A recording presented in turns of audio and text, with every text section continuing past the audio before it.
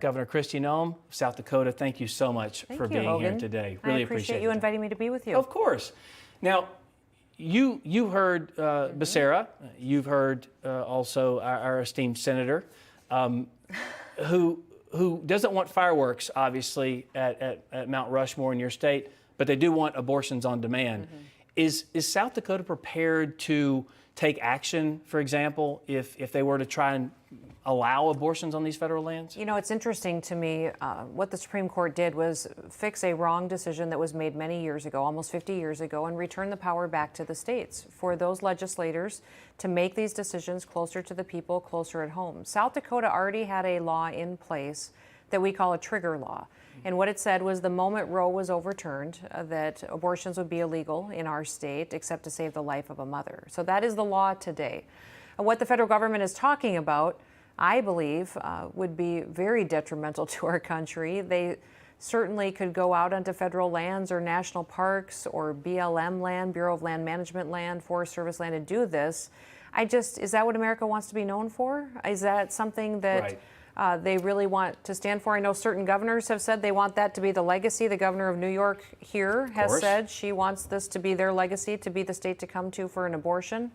But that is something that I believe would be a violation of the Hyde Amendment at the federal level. If they did do this, and it would be something that we would have to take action to push back on. I would imagine killing babies also not a legacy many governors would want to be known I'm proud for. that South Dakota is a pro-life state and that we have clearly drawn the line in the sand and recognize every life is precious. Well, Democrats think, though, this ruling is the golden ticket to preventing a red wave in November. But how have the people of South Dakota reacted to out-of-state liberals wanting to dictate policies in your state? Not very well. In fact, Hogan, I think I spend half my time just suing liberals and federal government for their overstep and reaching into our lives. Yes, the people of South Dakota really want personal responsibility. They understand states' rights. They want decisions to be made here at home. And we're doing very well. We have the #1 economy in the country. We have less than 600 people in the entire state that are on unemployment. We have the fastest rising incomes in the entire country. Our kids are leading the nation in education outcomes. So, you know, we really just do in our state what conservatives believe, and it works. So we're very happy. And also, as I recall, you were one of those just full-on lockdown states on COVID, right? Is that right? No, we never once closed a single business. Didn't mandate anything. In fact, I didn't even define what an essential business was. I just don't believe that governors have the authority to tell you your business isn't essential. And look, if you need a paycheck to live, it's essential, whatever you're doing, absolutely. And I think you understand that. But I cannot let you go without asking you about your new book. Not My First Rodeo, Lessons from the Heartland. We have a picture of it up there. Tell me, please. I know this is your first book. It is. But not the first rodeo. So tell me a little bit about what's inside here. You know, it's interesting. I think most people would think that's a very political book. There is political stories in there and things I think people will enjoy reading about that they maybe haven't heard before. But it's really a story of my life lived so far. So many people first heard my name during COVID.